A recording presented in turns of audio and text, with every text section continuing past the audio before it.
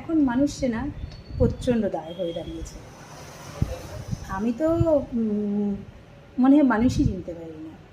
কারণ কেন, আমি যাকে ভালো বলি আর কি, সে যেই হোক না কেন, আমি ভালো, এক কথায় ভালো। আমাকে কেউ যদি বলে আর কি কারো নাম ধরে, ও কীরকম রে, আমি খুব ভালো, ভালো এটা বলে ছেড়ে দিই। কারণ ভালো তো একটা আর কি শব্দ, ভালো বলে দাও।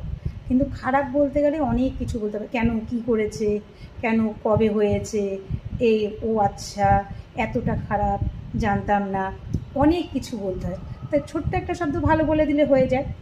তুমি যাদেরকে ভালো বলবে ঠিক তারাই আবার তোমার নামে খারাপ বলে আসবে আর কি, ইতিহাস বলে দেবে, কী ইতিহাস বানাবে।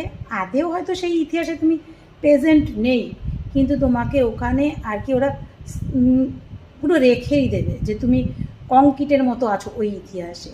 কি পায় জানি না আমি। লাইফ একটা ছোট শর্টকাট আর কি, সিধা সাদা চলো, এত কি দরকার? কিন্তু মানুষ তো বুঝবে না। সবাই কিন্তু সমান হয় না, তার মধ্যে কিছু কিছু একজন পড়ে যায়, তারা খুব খতরনাক হয়, প্রচণ্ড খতরনাক। আমি তো তাদেরকে ভয় পাই আর কি। ভালো থাকো, দূরে থাকো, আমার থেকে অন্তত দূরে থাকো, যদি বুঝতে পারি। কিন্তু সবসময় তো বোঝা যায় না না।